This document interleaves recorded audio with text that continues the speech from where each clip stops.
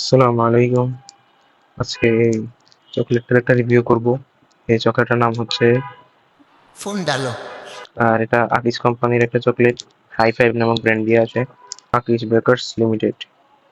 এটার দাম হচ্ছে 20 টাকা আর ওজন হচ্ছে 20 গ্রাম। তো এটার একটা রিভিউ শুনেছিলাম, এটা নাকি আগে অনেক মজার ছিল।